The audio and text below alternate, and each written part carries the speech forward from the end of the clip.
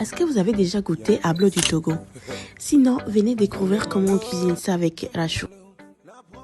Tout d'abord, vous allez préparer une pâte à base d'eau et de farine de maïs blanc. Et ensuite, vous irez chercher le sel, le sucre et un gros bol d'eau avant de renverser tout ça dans votre casserole. Vous mélangerez le tout.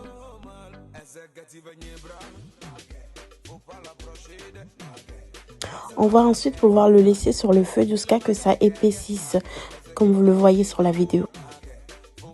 On va ensuite pouvoir transférer tout ça dans un récipient beaucoup plus grand et mettre tout ça de côté. Maintenant, on va prendre de la farine de riz, de la maïzena, de la semoule, farine de maïs, de la levure boulanger et chimique.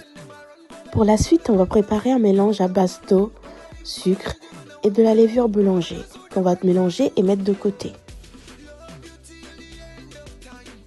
La prochaine étape consiste à rajouter tout le sachet de farine de riz, une louche de farine de maïs, une louche et un petit plus de semoule,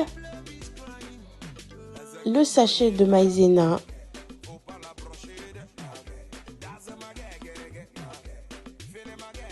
ensuite, on va venir mélanger le tout. Rachou le fait avec le main car elle trouve c'est plus simple.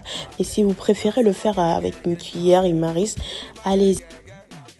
On enchaîne ensuite avec une cuillère de levure chimique et le mélange qu'on avait préparé en amont. On va passer à la dernière étape de la préparation qui est souvent la plus dure car il faut mobiliser les muscles des bras car on va mélanger jusqu'à obtenir une consistance assez liquide.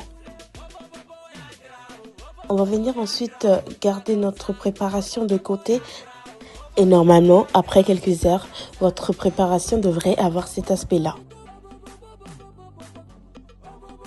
Et là, on va mélanger pour une dernière fois. Et si votre préparation est liquide, ça veut dire que vous avez réussi votre ablo. Et là, il s'agira juste de le mettre dans les moules et le passer au feu à bain-marie.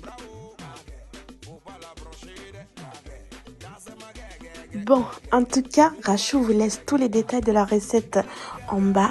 Et n'hésitez pas à liker et commenter. Et si vous voulez voir d'autres recettes, demandez.